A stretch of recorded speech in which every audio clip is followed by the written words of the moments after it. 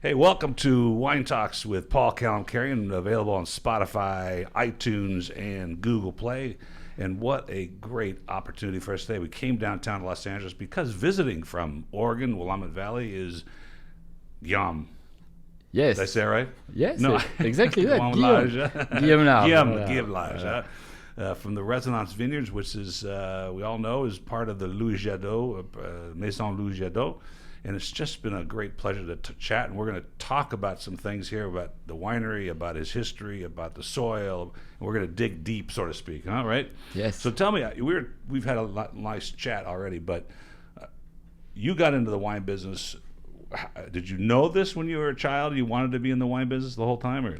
No, to be frank, no. Alors, at first, I would like to apologize for my Oregonian accent, but yes, that's right. I come from the east part of Oregon, okay, so that's funny. it's a little bit strong. But no, to be frank, I grew up in Mâconnais, so the south part of Burgundy, and my family owns a small vineyard. So I had a good connection with the wine industry. But for me, it was only during the harvest with my family to pick the grapes, a little bit like funny times. But I didn't imagine to do that one day. Really? I have a great passion for history, and so I decided to turn my passion into my job. And so I prepare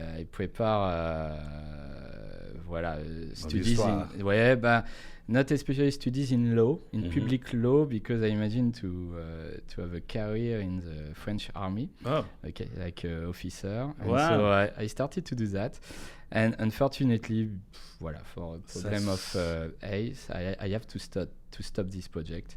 When I was in the school, in the army school, but I have to stop that. And so, That's interesting. Exactly. And so, my grandfather, who owns the vineyard, has a great passion for wines, and he has an amazing cellar. And I tasted often with him some beautiful bottles, and he gave me a lot of information about the wine, about the complexity of the wine, especially the wine from Burgundy. And so, I was very curious, and I decided to learn more about that. So I work with my uncle who managed the family estate during 1 year in the vineyard and in the cellar. And I say, yes, it's a revelation. This is what you wanted to do. Exactly. And so I started my studies in enology, viticulture and enology, and I passed Which school? a master at the Institut Jules Guyot of Dijon. Dijon. So the Diplôme National d'Œnologie, master degree in oenology. And when I did that, I have some internship, some good experiences, and I discovered the Maison de Négoce in Beaune that I didn't know. And for me, it was something magic, because the blend, the mix between the tradition, the past, the richness of the history, with the old building, like the Couvent des Jacobins, it's beautiful, and all the complexity, the diversity of the vineyard in Burgundy, and this is the richness of Burgundy. But this pairing between the tradition and the technology of the new equipment, but with some ancestral method. Yes, absolutely. So and it was, and so I joined the Maison Louis Jadot in 2011 as the assistant of Frédéric Barnier and Jacques Lardière, because Jacques was still the technical director. And so after that, I continued with Frédéric. And from the beginning of the project of Resonance, I worked with Jacques about that. I didn't know at this time that I will move in Oregon, but Jacques explained me a little bit about the terroir in Oregon, about the wine. So I participated to the blend of that. And so after the first year of the production in Oregon, so 2013 was the first year with the purchase of Resonance Vineyard in Yarmil-Carlton-Avier. So the project continued, grew up a little bit, and so we purchased in 2014 Découverte Vineyard, Dundee Hills AVA, a small vineyard, 15 acres. And then we had the unique opportunity, to buy a land close to Resonance Vineyard, very close, but no vineyard, just a land with a beautiful property, you know, with hills, with big oak trees, maybe 3 years old oak trees. And so now, the location to plant more vines and to build the facilities. So in fact, the second step of the project. And with that, the beginning of a local team, you know. And so it's a big project. Yeah. And Pierre-Henri Gaget and Thibault, the son of Pierre-Henri, asked me to move in Oregon to take care of the project and to make the wine. Voilà. That's incredible. So big adventure. I want to go back a little bit. Let's go back to your history. You know, I've seen this before, and I've talked to a lot of young winemakers.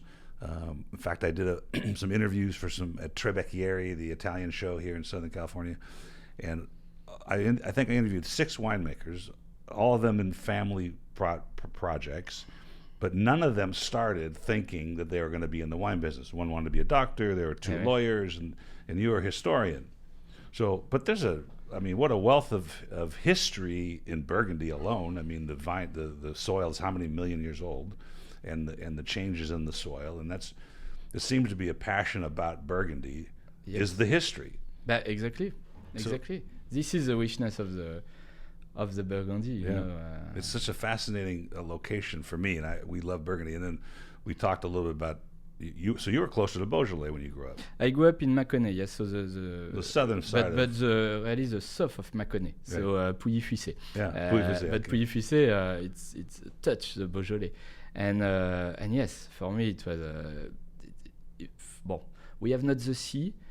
But it's like that. But it's beautiful. Right? It's really beautiful with the Roche de Solutré, with the Cru du Beaujolais. It's amazing. So when I moved for the first time in 2017 in Oregon with my family, so it was a very hot day of August, and we stopped at the top of the hill, and we said, "Well, I don't know where we are."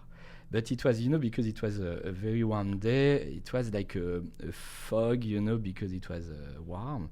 And I said to my wife, I don't know where we are, but it's very similar to the Beaujolais, or maybe the Tuscany, the Beaujolais, I don't know. But no, we are in the Willamette Valley, and so it's great. The family loves it. We like that. And as I mentioned, to have a transition between a Burgundian lifestyle and the US lifestyle, I think really the Willamette Valley, if it's not the best location in the USA, is one of the best. That's great. It is beautiful. Beautiful, and the people are really very welcoming, very friendly, very, very helpful, and this is important too because we have very nice food and wines, and so very close. I live in Carlton, so on the property where is Resonance, and it's one of the only city with a French bakery, so I'm lucky. Wow, incredible. Well, I'm glad you brought that up because when Jacques was in, we discussed this idea because certainly I believe, and I'm sure you do too, that the vineyards of the world, the districts of the world, as wines propagate and the indigenous varietals are there and the foods kind of work with it, right? So it's so important to have that pairing. So the Burgundian foods work with the Chardonnay and the Pinot Noir, but America doesn't really have that, right? We don't have indigenous grapes. We have Concord. They make grape jelly out of it, right? So and Jacques says, but that's the spirit of the New World. You get to create the things from the beginning, which I thought was a fascinating comment. It's true, and it's for that today the USA are like that. These we say a melting pot, but all these different terroir, origin, influences exactly of food, and now we are discovering really the terroir of the location, the terroir of the USA, and it's magic. That's amazing. It's normal, but it was the time to do that, the time to bring the culture from your country of origin. I think just the 3 wines we tasted were extraordinarily different, and when you said that you're bringing the Burgundian character or the winemaking processes and the thought process to the wines, it's clear because what is Burgundy about? It's different than Bordeaux because Bordeaux, they get the blend to make what they do, and the terroir doesn't change that much that quickly. But in Burgundy, it changes across the street, right? Exactly. And what is the most important, in fact, is where grew up the food, where is the vineyard? Right. The vineyard is the most important, you know. So yes, we have a knowledge about Pinot Noir and Chardonnay, especially Jacques, you know, after all these years as the ambassador of ouais, both. exactly. So I'm very lucky to start the adventure in Oregon with Jacques, but that to bring what we know, to bring what we do at Jadot, and it's good. Voilà, these vinification, this winemaking, this aging in barrels, yes. But after that, Yeah, exactly. the most important is the terroir. grapes. It's the Exactly, the terroir. So I've always felt bad for the French that come here, and because I've been learning French, as you may pick up on some of the words I know. I've been studying the history a little bit, and Catherine de Medici, and bringing Italian food to the French, and the cooking, and Yes. Auguste Escoffier and Clovis, Leroy Clovis. In fact, I had Clovis Tétanger in the studio, and I said, is Clovis even a French name? He says, well, yeah, there's the king of the Franks. The first king of the Franks, and the Right. first who was we say couronné with the right, crown right. in the cathedral of Yeah. France. And he So- brought he brought Christianity to France. Right? Exactly. So Yeah. So he goes, absolutely, it's French. But I always felt bad for. You said you have a French bakery in town, but if you ever went to Starbucks and tried to get a croissant or something, that it's like, oh my goodness, this is not real. This doesn't taste like anything we understand. Yeah, oui. Ouais, mais it's normal. It's normal. We have it's a part of the tradition. We have the chance to have good food, and your palate, Yes. is ready Important. to have a good sensation with good food. Alors, yes, it's like that. Well, I've been trying to teach my friends and the people I associate with, and this passion for me. This is my 30th year of tasting wines. I've tasted probably 100,000 wines, but Bravo. thank you. It's tasted, but it takes time. And we've talked about Michel Rolland talking about the vineyards taking 100 years to come around to understand them, and the history and the generations that Sure. farm them, right? But I think with understanding the passion of the terroir and the food that go with it, and sometimes they don't go with it. Sometimes you get to experiment. I think it's very important. But I wanted to say this. You have a French bakery in town, right? And my daughter, we asked her to graduate from college first. So she graduated from USC. But her first thing was, I'm going to France. And so she went to Ysaint-Jean, and she went to Alain Decasse's L'École de Pâtisserie, Okay. and she studied pastry there. And then she worked in Paris in a bakery. Okay. And she had an apartment on the 6e étage, the smallest little, In Paris, and became a boulanger. That's what she loves. Oh, That's what great. she does, and she bakes in New York for a restaurant that he's trying to get a Michelin star for. He's a very talented guy. Congratulations. But so we appreciate that passion, because it's and like Jacques said, the American. We started from scratch. So what happens in Willamette Valley? Is it just a diverse cuisine, or is there particular things that seem to be coming from the cultivation? Or you just Mexican food, California No, but food? oui, no, of course. But in Portland, especially, Portland, yeah, Portland right, is becoming a city of food, of fine food and fine wine and brewery, and so a lot of nice things to discover. How far is Portland from where you are? It's 1 hour from Okay, it's not too from bad. where we are. So we are a soft part of Portland, close to McMinnville. But no, I think it's a diversity. But we start to have something Oregonian, something from Oregon. Right, that's great. For example, Oregon is the first producer of hazelnut. Okay, for the USA. Sure. We have a lot of fruits, like the bay. Well, you can pick blueberries on the side of the road. Blueberries, blackberry, and that we have in the wine, in the expression character. of the wine, Yeah. the character. Yeah. So, and the fish, because we are very close to the ocean, so a lot of oysters, fresh salmon. Parfait pour le tiens. Chardonnay, no? Of course, the Chardonnay and the Willamette Valley too. Yeah, So, right. So every day, what happens? You get up, you go into the vineyards, or so part of this question is during harvest, right? Are we harvesting because the Brix is right, or are we harvesting because we're on the taste of the grape? How are you managing that part? Yes, I think it's impossible today to make wine if you have not the connection with the vineyard. Voilà, a winemaker we stay in an office or in the cellar, he lose a part of the vintage. And so no, it's very important just to walk, you know, to see the evolution of the grapes, the maturity, and to test the berry. Alors, not in August, it's not ripe, but just to see that. Sometimes, you know, it's a little bit faster than we imagine. So, and the key is really that. For me, the key in the Willamette, it's the same. And this is maybe the most connection that we have with Burgundy, is to pick the grapes when it's ripe. Alors, it's very easy to say, you know. Right, but that's the point, though. Because sometimes we have the wind that blew a little bit, you know, and the maturity, especially the evaporation, could be fast. And so là, you can have a quick decrease of the level of acidity.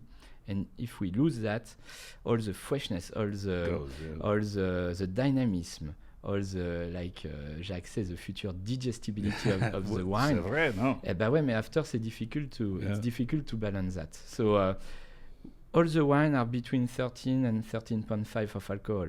Like in Burgundy, you know, because it's enough. And it's enough. Why? Because it's a perfect balance at this moment between the sugar, so the potential of alcohol, and the level of acidity. And this is the key. Perfect. Voilà, exactly. It's an important. There's a whole thing going on, and I bring this up a lot in America. I don't know if it's going on in France or not. Excuse me. This idea of natural wine, which you know, there's certainly sustainable as a definition, organic, which you are a definition. We'll talk about that in a minute. Biodynamics, a definition. And when Jacques was in, we talked a lot about the biodynamic movement. And I think there are some winemakers, and there are some maybe graduating winemakers that think it's sort of not valid. But I had an interesting conversation with Piero Incienza, who makes biodynamic Pinot Noir in Argentina. And he made this comment to me, and I thought was very fascinating. He said that the moon can move oceans. It's true. Right? It's true. And we're made of water mostly. Exactly. Right? So would that not have an effect on what we do in the vineyard, at least, right? There's an opportunity. And Jacques was talking about this. There is a power of that, but you know, it's totally clear. I have a good example. I will speak about the vineyard after, but when I work at Jadot in the cellar, so you know the underground cellar, we have some day we try to whack the barrel, and the barrel was trouble. Really? And why? If you look the calendar, the moon calendar, it was not the best day to do that. Wow. Because the pressure from the earth. Exactly. Alors, you know, why to try to make a whacking? Yeah. If it's a day like that, and you wait a couple of days, and the leaves are That's at the amazing. bottom. Anyway. And this is just a fact. Yeah. It's just something. The way it is. Alors, yes, the impact of the moon is huge. Yeah. And alors, what is the biodynamic? It's impossible to describe in a couple of minutes like that. We can have another interview. We'll do that again. No, just the idea is that to boost a little bit, to dynamize the plant, the self-defense of the plant to be strong and to be, voilà. To fight for itself. Yeah, exactly. Strength, stress. Because the plant is dynamic, there are less impact with the disease, with the mildew. It fights for itself, like our own bodies should do. Exactly. Right? Exactly. So this is an interesting thing then. And I've said this over and over, and it's very hard for the casual consumer of wine to grasp it necessarily, but I think somebody that tastes enough and wants to appreciate what wine really is because of its history, because it's thousands and thousands of years old. You know, being Armenian, they found, you know, a 6,000-year-old facility underground, and they're planting grapes there again. I mean, isn't that amazing? I mean, Noah landed the ark on Mount Ararat in Armenia and planted grapes, right? So the point I want to make is that really wine is of the soul. And if you take into consideration all the things we just talked about, the organic movement, biodynamic, and really doing what you're doing at Resonance, which is allowing the vine to propagate itself, to go down and get its nutrients, to express the terroir it's grown, it's different than all other beverages. I mean, It's not beer, right? But no, it's not beer. But why? Because we need a nice food. We need the best quality of food. That's very important. And to have that, we need a strong plant. We need a strong vines, and we need to drive a little bit the plant. You know, if you don't control the plant, it's a little bit like the blackberries. You know, they're all the street. And voilà. And so, but we have to work a little bit the soil to do what to constrain the roots to go down. To search all the minerality, all the freshness from the depth, and to just to cut the superficial root because it's less interesting, it's less complex. So this is the main attention we need to bring to the vineyard. And so I understood, since you're a history guy, you know, that in Burgundy, for instance, it was the monks. I don't know what troisième siècle, 13th. Like something where they understood this already. Exactly, and you know, we say, or maybe it's a legend, but we say they test the earth. Yes. But why? It's normal when I look just the property we have in Carlton, so where is Resonance? Yes. We can see the different color, you know, of the soil. Yeah, you said the basalt. Basalt, and we have some iron oxide that brings the red color, you know, and it's not the same minerality, it's not the same degradation of the rock, of the soil. So in fact, it was that. It was just, you know, it was, Monsieur Struze. In the cellar at Château de Jacques, he has barrels of earth. Ah oui. So he's got, Côte de Pie and Margon and all those places. For the profile. And you get a chance to, and I think that was fascinating. It might be something that Resonance does. Do you have visitors there? Do you have a tasting room? Alors, you know, you're building it. Voilà, it will be ready in a couple of days. So it's last year we inaugurated the winery that I used for the first time with the 2018 vintage, and in a couple of days we will have the tasting room. So yes, but really a couple of days. Wow, a couple of days. So, that was your project. Sorry. That's your project. It's un projet, no? C'est un projet, but it's very important and new for us to have a tasting room, because in Burgundy it's not a tradition to have a facility, you know, to sell the wine. But it's a beautiful project. We build a building at the top of a hill of the property.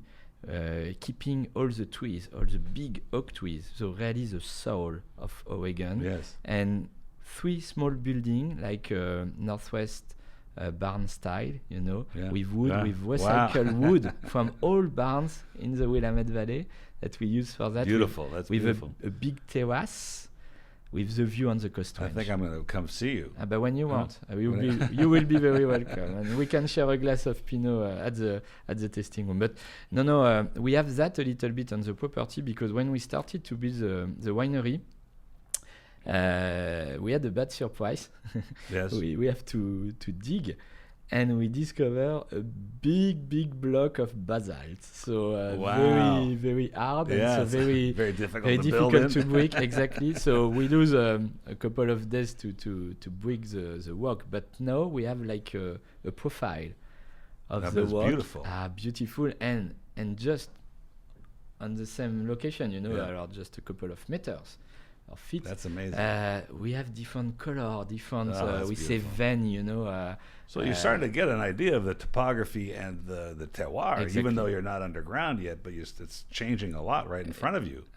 Sure. So how come, that's a good question. Same with Bordeaux.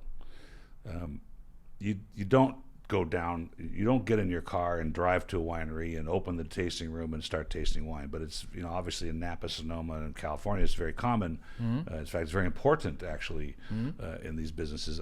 To start a winery in California is very expensive, and it's very difficult to make money at unless you have your own club and people want to join your club, and that's just hard work right now. So what is the tradition of Burgundy versus Willamette Valley? So, and we haven't been there since 1989, so you would drive 3 to 4 miles to find the next winery, even longer. Is Is there a wine trail now where I can come to Willamette Valley and spend the day, traversing the vineyards and? Of course, alors in Burgundy, it's not a tradition. Why? Because Burgundy is small. You know, the Burgundy, we have a couple of cities with Beaune, which is a man, and the richness of Beaune is what the second city that we have under the ground. Right. And so all the cellars, all that, and it's like that. So in Willamette Valley, it's very different. It's huge. Yeah. You know, from Portland to Eugene, the south of the Willamette Valley, it's maybe, I have to check, but maybe 200 miles. Probably, 200 miles. Like that. So that's a long wine trail. It's beautiful. It's beautiful. And I think the people, we have more and more visitors in Oregon from the USA. Because the people like that. The people like these I repeat, this soul of Oregon with all the vegetation, very wild, very well protected, the environment. It's something that you know, exactly like Jacques, when he visited Resonance Vineyard for the first time. He said, here, there is something special. Wow, that's great. A good feeling. Yes. And the people have the same sensation when they come in the Willamette Valley, you know. And so it's new. But at the same time, we need the facilities. We need the facilities to welcome the people who visit us. For sure. But at Resonance, we decided to do something, you know, in connection with the property. Not a big building, you know, very Californian. No, something from Oregon. Something Please. with wood. S'il vous plaît. Bah oui, non mais c'est ça.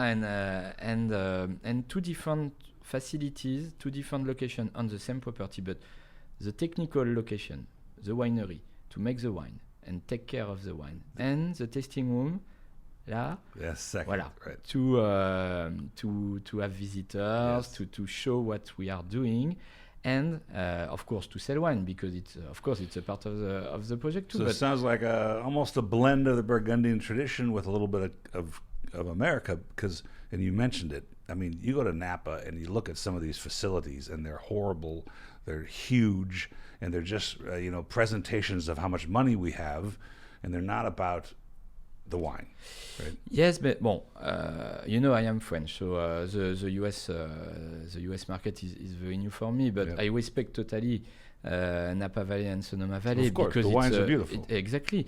Yeah. But it's maybe not the same connection that we have with the terroir in Burgundy. You know? I don't think so. So voilà, and what we are doing, and all the winery and the tasting room in Oregon are like that.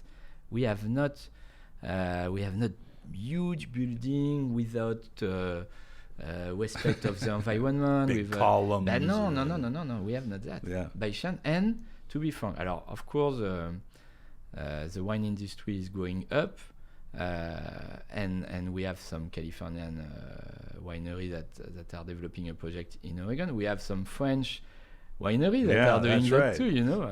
Because you have a French bakery now. Of course. But I think we will keep this respect of the terroir of Oregon. You know, it will be not a future Napa Valley. I don't think. No, I don't think so. I don't think so, because Napa is a different thing, and I can, my father lived the Napa history, because when we started in this business, it was 1968. There were only 5 stores in Los Angeles that would have been considered wine shops. 5. This is 1968. My dad in 1972 created the 5th one. So in those days of Napa, so you're only talking about 40 years ago, 45 years ago. It's a very young industry that these pioneers went to Napa. Robert Mondavi, David Starr, Russian River, Chateau Montelena with Jim Barrett. These are all friends of my parents. Warren Winiarski, when he came to the Taste of Paris in 1976 and beat the Bordeaux, these were all people that were in our house. So it's a different younger approach to the whole business. So this to me is fascinating. We went to visit McMinnville for the Pinot Noir Festival in 1989, and think about this: there were very few wineries, obviously, but they were producing the show, and I think maybe this was the 4th or 5th year, to have Burgundian winemakers come, and they invited them to understand, and help them pull out. And I think what happened, and maybe I'm wrong, but you can correct me. But as they were taking on trying to be Burgundy and not Willamette Valley.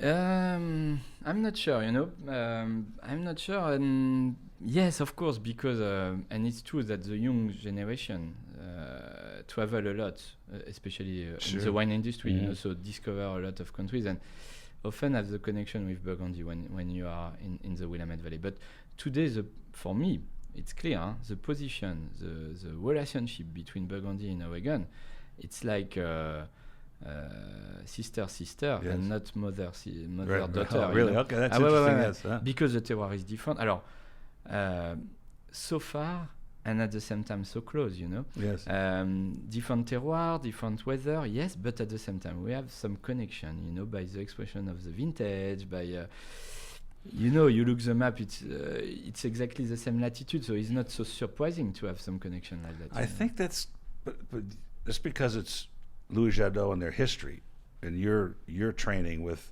one of the greats, two of the greats. I was young too when I went in 1989, younger than I am now. Mm-hmm. But it was a very diverse group of people, a very diverse group of wines, and it seemed to me that they were trying to take the Willamette Valley juice and grapes and make it Burgundy, and not say what you're doing, because this is the first time in many years actually that I've tasted, besides with Jacques was the only other time where I tasted 3 wines from the same winery, different terroir, different vintage. I mean, vintages are 2 of them the same, but where it's noticeably different. I mean, they're completely different wines, and I don't believe the original Willamette Valley winemakers were headed that direction. And I think now the influence that over the years of learning. Oui. Maybe yes, but because what? Because we are, and they are, but we are more and more aware of the complexity of the location of the terroir, of the somewhereness, to speak about that. But and this is more important, to have the expression of the location and the expression of the vintage too. And this is really the connection that we have with Burgundy, in fact. So. How did Louis Jadot, Maison Louis Jadot, find Resonance? Was Resonance a functioning winery when they bought it? No, and it was just a vineyard. No, it was Resonance Vineyard. Yes, so a vineyard planted in 1981. Ungrafted, so for us Burgundy, which is very exciting.